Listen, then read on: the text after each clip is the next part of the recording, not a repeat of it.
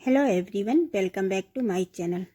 आज मेरे चैनल पर बन रहा है बिहार की ट्रेडिशनल रेसिपी लिट्टी चोखा। हर जगह की एक ट्रेडिशनल चीज़ होती है, एक स्पेशल चीज़ होती है जिसे सभी लोग कभी कभार नहीं जानते हैं, पर ये बिहार की बहुत ही अमेजिंग डिश है। इसे हम बोलते हैं लिट्टी चोखा। लगती तो ये बाटी जैसी है, पर ऐसा होता नहीं है। इसमें कई फ्लेवर होते हैं, जैसे कि इसमें अचार का फ्लेवर होता है, सरसों के तेल का फ्लेवर होता है, सत्तू का फ्लेवर होता है, और सबसे ज़्यादा तो घी का एक अपना ही फ्लेवर होता है। मैं आपको ये रेसिपी कढ़ाई में बनाना बताऊंगी। तो यहाँ देखिए, हम सबसे पहले क्या करते हैं, चोखा बनाने की तैयारी करते हैं। तो चोखा बनाने के लिए हमें किस किस चीज़ों की चाहिए वो चीज़ें देखिए। इसमें बैगन, आलू, टमाटर, प्याज, और उसके बाद थोड़ा सा लहसुन चाहिए और मिर्च चाहिए।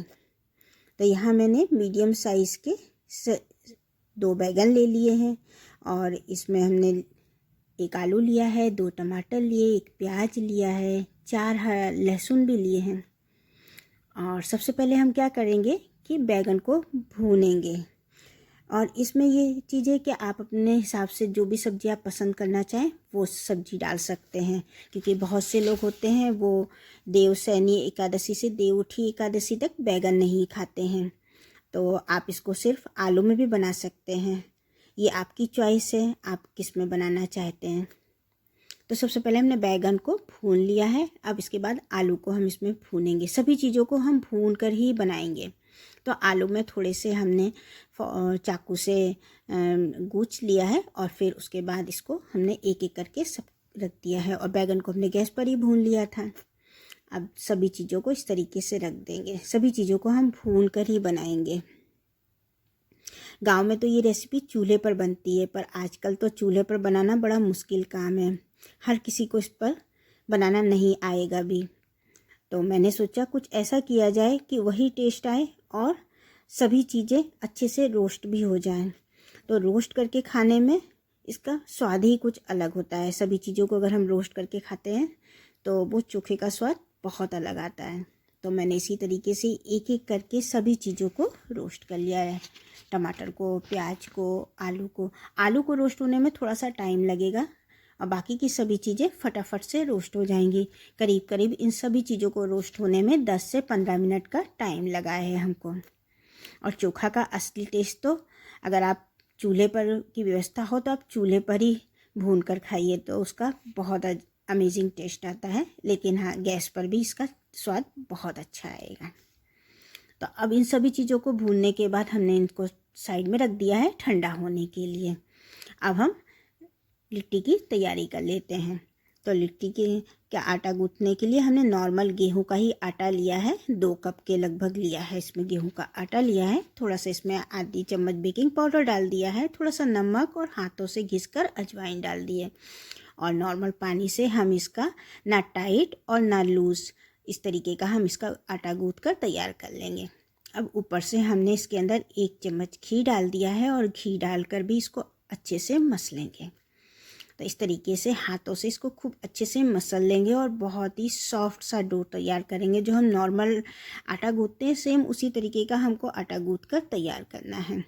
अब इसको हम 20 से 25 मिनट के लिए ढककर साइड में रख देते हैं। अब इसके बाद हम इसकी सत्तू की तैयारी करते हैं। जो मैंने इसके अंदर जो चीज़ की फिलिंग करेंगे ना, जो लिट्टी की जान होती है, वो है सत्तू।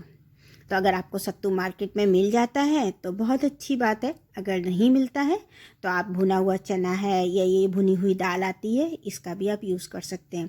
तो आज मैं ये दाल का यूज़ कर रही हूँ। तो 1 कप हमने ये भुनी हुई दाल ली है, इसको दाड़िया भी बुलाते हैं। इसको हमने मिक्सी में पीस लिया है। अब इसके अंदर हमने थोड़ी सी हींग डाल दी है, इसके नमक डाल दिया है, और उसके बाद थोड़ी सी इसमें चीनी डाल दी है, कश्मीरी लाल मिर्च डाल दी है।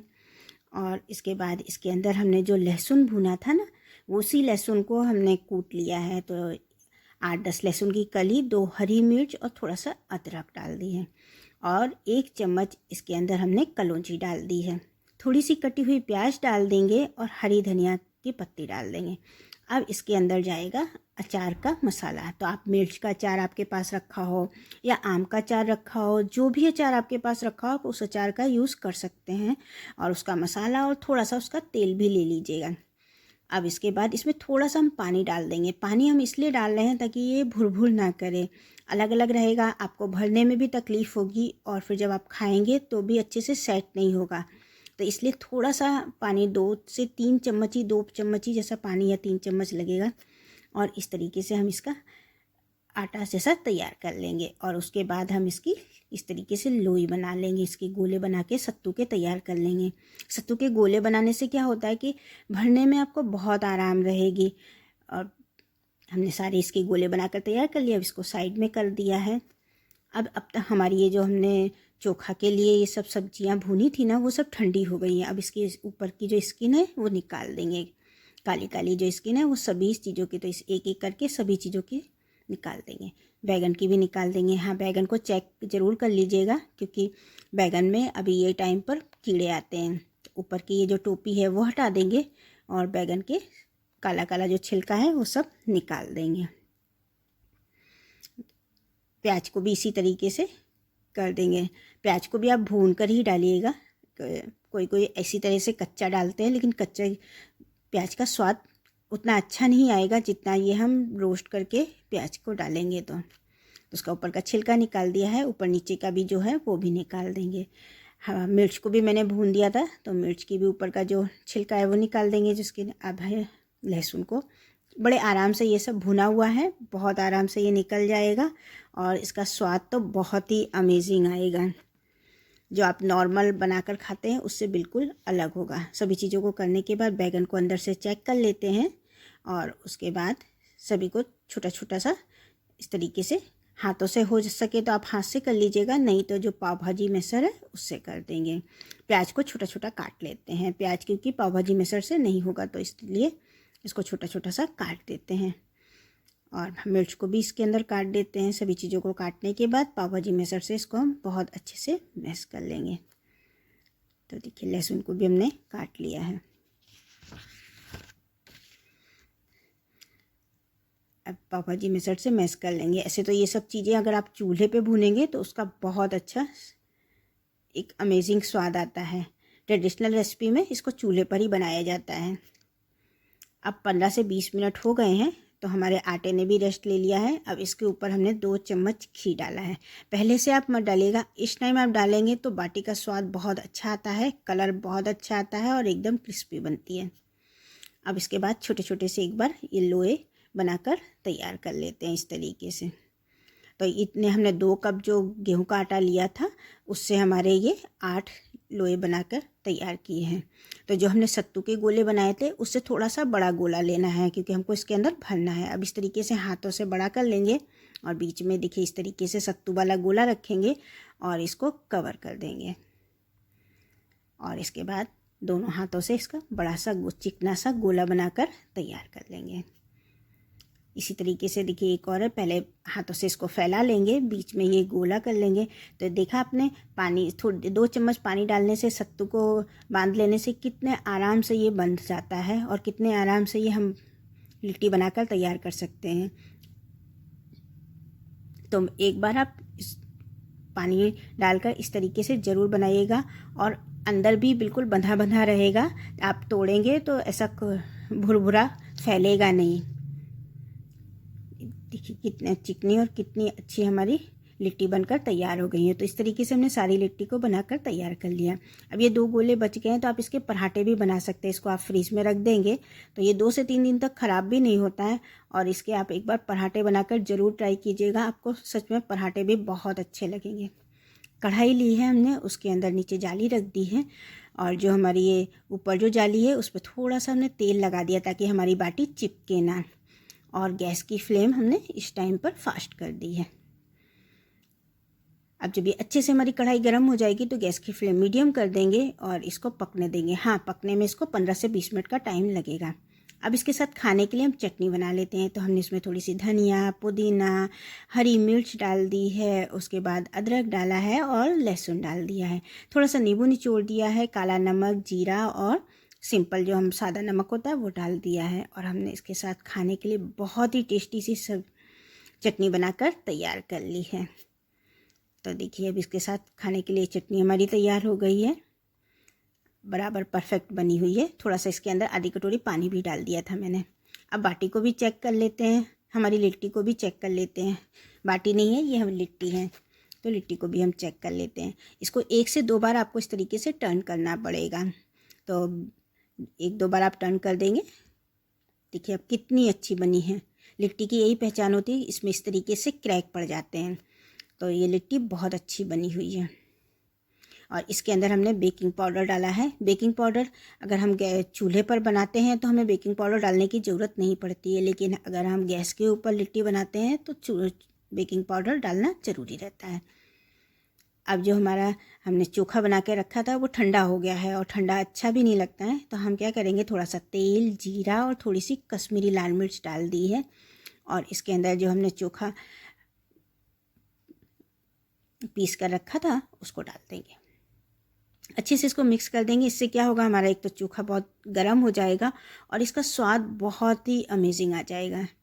थोड़ा सा नींबू का रस डाल दिया है, स्वाद के अनुसार नमक डाल देंगे और 1 चम्मच भरकर धनिया पाउडर डाल देंगे और थोड़ा सा गरम मसाला भी डाल देंगे इसके अंदर। बस इतनी ही चीज़ें हमें डालनी हैं और इसको फिर से अच्छे से मिक्स कर देंगे।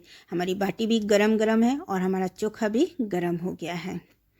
तो देख सकते हैं, अगर आपको इसमें पानी डालना हो तो आप थोड़ा सा उबला हुआ पानी भी डाल सकते हैं, लेकिन मेरे लिए ये बराबर है तो मैंने इसमें पानी नहीं डाला है। अब ऊपर से धनिया की पत्ती डाल दी है और 1 से 2 मिनट के लिए ऐसे ही गर्म होने देते हैं। अब इसके खाने के लिए प्याज बनाते हैं। तो प्याज के ये लंबे लंबे पीसेस कर लिए हैं। थोड़ा सा इसके अंदर नमक डाल दिया है और थोड़ी सी कश्मीरी लाल मिर्च डाल दी है और आधा नींबू का रस निचोड़ दिया है। तो इसके साथ खाने के लिए ये हमारा प्याज भी तैयार हो गया है। अच्छे से सभी चीज़ों को मिक्स कर दिया है। तो चटनी भी हमारी बनकर तैयार हो गई है। इसके साथ खाने के लिए प्याज भी तैयार हो गया है और हमारी अब लिट्टी भी बनकर तैयार हो गई हैं। ये देखिए कितना अच्छा कलर आया है और एकदम परफेक्ट बनकर तैयार हुई है। तो आपको ना तो इसके लिए ना तो कुकर की ज़रूरत है, ना ओवन की ज़रूरत है, किसी चीज़ की ज़रूरत नहीं। कढ़ाई में भी बहुत आराम से आप ये लिट्टी को बनाकर तैयार कर सकते हैं। और देखिए कितनी अच्छी सिकी है। तो एक बार इसको अच्छे से घुमा लिया, देख लीजिए। बस चारों साइड से घुमा घुमा कर इसको सेकना है। अब जब हमारी लिट्टी बनकर तैयार हो गई है तो हम प्लेटिंग करते हैं। तो सबसे पहले क्या करते हैं कि प्लेट में हम चोखा है उसको रखते हैं। चोखा रखने के बाद अब इसके अंदर जो हमने हरी चटनी बनाई है, ये हरी चटनी भी बहुत टेस्टी बनकर तैयार हुई है और लिट्टी के साथ तो आपको बहुत ही स्वादिष्ट लगेगी। तो ये चटनी भी आप ज़रूर बनाइएगा। अब ये लीजिए हमारा प्याज तैयार है और अब हम अपनी जो लिट्टी बनी है उसको घी के अंदर डुबोएंगे। जो गरम गरम लिट्टी है उसको घी में ही डुबोकर खाया जाता है। तो इस तरीके हर जगह की एक ट्रेडिशनल चीज़ होती है, तो उसे हमें ज़रूर ट्राई करना चाहिए। हर जगह की चीज़ों का खाने का तरीका भी अलग अलग होता है, वहाँ की पहचान होती है ये रेसिपीज़ और बहुत ही अच्छी लगती हैं खाने में। तो मैंने जिस तरीके से आपको बताया है, एक बार आप सेम इसी तरीके से बनाकर ट्राई कीजिएगा। आपको बिल्कुल वही स्वाद आएगा जो ओरिजिनल स्वाद होता है। तो उम्मीद है आपको मेरी रेसिपी पसंद आई होगी। अगर पसंद आई हो तो लाइक कर लीजिएगा, ज़्यादा से ज़्यादा शेयर भी कीजिएगा और फिर चैनल पर नए हैं तो सब्सक्राइब भी कर लीजिएगा। फिर मिलेंगे किसी नए वीडियो के साथ। तब तक के लिए बाय बाय, टेक केयर।